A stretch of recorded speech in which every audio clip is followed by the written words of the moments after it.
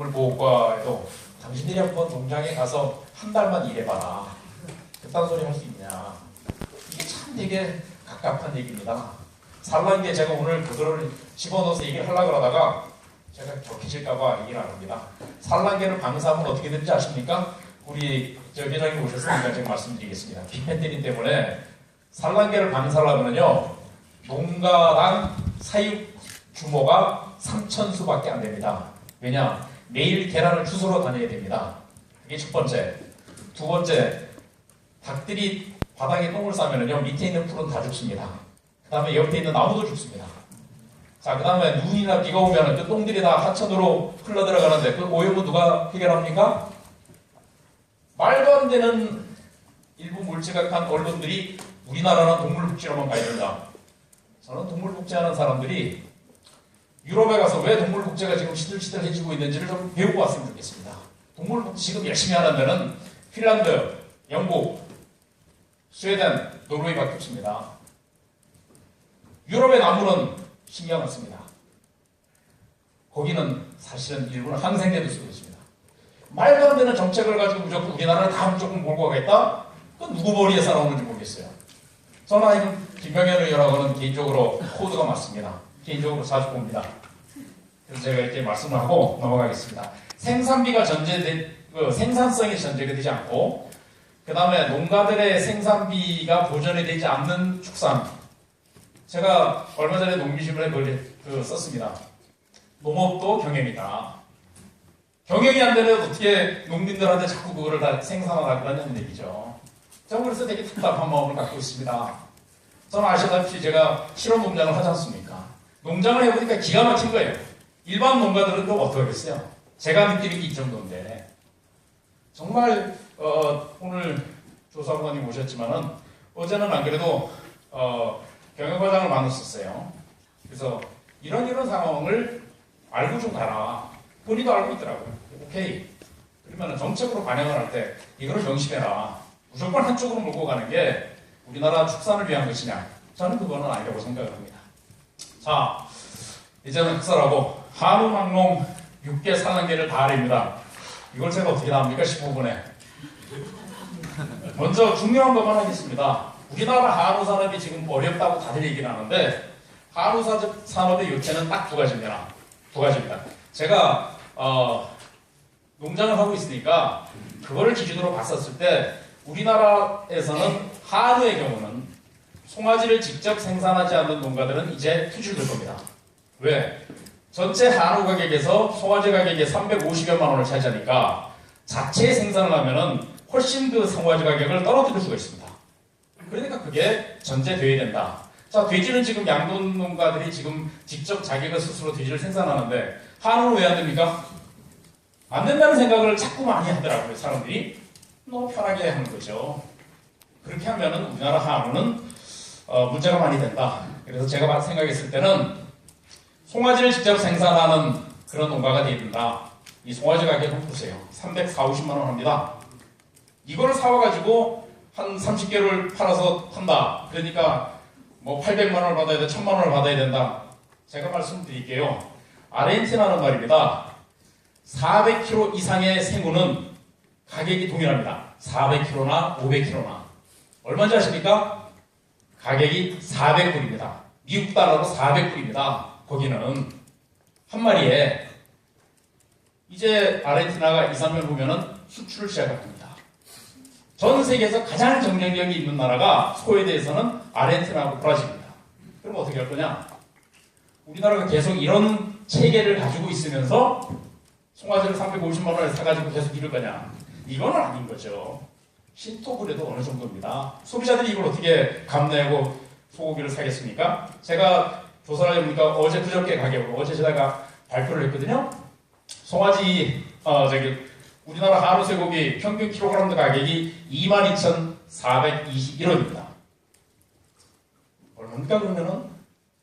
우리가 생각을 해야 된다는 거죠. 그래서 송아지 자체 생산이 전제되지 않으면은 한우 산업이 지금 한우 하는 분들은 자체 그 자급률을 따지더라고요. 32%. 유구까지 합치면 38% 얘기를 하는데 지금 계속 이렇게 가면 어쩌자는 겁니까 그러면은? 제 생각에 이러면은 30% 이하로 떨어질 수도 있습니다. 지금 현재 한우 농가들이 8만 농가 이하로 떨어졌습니다. 현재. 자, 그 다음에 두 번째가 뭐냐면은 소를 기르는 농가들이 언제부터 되게 편하게 소를 길렀습니다. TMR이라 해서 Total Mixing Ratio라고 해서 비빔밥을 만들어서 소를 주는 이런 걸로 들어갔었습니다. 여러분들 그거 아십니까? TMR 사료의 수분 함량이 몇 퍼센트나 될까요? 놀라지 마십시오. 40%입니다. 자, 그럼 그게 물이 많이 들어갔다는 얘기죠. 그렇게 비빔밥을 만들어서 왜 소를 길러야 되냐고요. 이건 아닌 거죠. 저가 돼지를 기르지만은 소나 돼지나 머리가 개보다 더 좋습니다. 자기가 먹고 싶은 만큼 옆에 쭉 질병이 해놓으면 알아서 먹는 거지. 알아서 비빔밥을 만들어 주려고 그러니까 우리나라 TMR 사료를 만드는 그 회사들이 150여 개가 있었습니다. 지금 이제 생산비 때문에 문제가 되니까 지금 한 50여 개가 지금 폐업하고 있습니다. 왜 그럴까요, 이거? 생산비에 대해서 지금 많은 사람들이 설정을 좀 다시 해야 된다. 그래서 제 생각에는 TMR 사료보다는 자기가 스스로 사료를 자가 배합을 해서 하는 게 더 낫지 TMR 사료를 외부에서 사서 먹이는 순간에는 생산비 경쟁에서 뒤처질 수밖에 없다. 이건 현실입니다. 자, 그 다음에 건초미 사일리지. 저는 우리나라만큼 축산을 하기 편한 나라가 없다고 생각합니다. 유럽에 가보시면은 네덜란드도 가고 덴마크도 가고 프랑스 가는데 우리나라 비슷하게 축산을 하는 데는 네덜란드의 양돈 농가. 거기는 원료 사료를 외국에서 다 수입을 하지만은 덴마크나 네덜란드 소 농가들은 자체 조사료를 생산합니다. 근데 우리나라는 소, 돼지, 닭 전부 다 사료는 갖다가 주는 거지 않습니까? 이런 면에서는 옛날처럼 불과 한 20여 년 전만 해도 건초미 사일리지를 스스로 생산하려는 사람들이 많이 있었는데 요즘에는 그게 다 이렇게 없어진 것 같아요. 너무 쉽게 생각을 하니까 외국에서 자꾸 그렇게 수입을 하는데 이거는 방역적인 측면에서도 여러 가지 문제가 생기고 두 번째 가격적인 측면에서 많은 문제가 생길 거다 말씀드리겠습니다. 또 육계를 이렇게 가보니까요. 육계는 우리나라는 그 프라이드 치킨을 한 마리 딱 신청을 하면은 그 안에 꼭 2개가 있어야 됩니다. 날개 2개가 있어야 되고 다리 2개가 있어야 됩니다. 그러니까 우리나라에서는 육개는 이래서 잘 클라 그러면 벌써 잡아먹습니다. 1.2kg. 삼계탕은 700에서 800g에 잡아먹어요. 이런 나라가 전 세계에 없습니다. 외국에서의 경우에는 지금 육개를 2.5kg 이상이 될 때 도배합니다.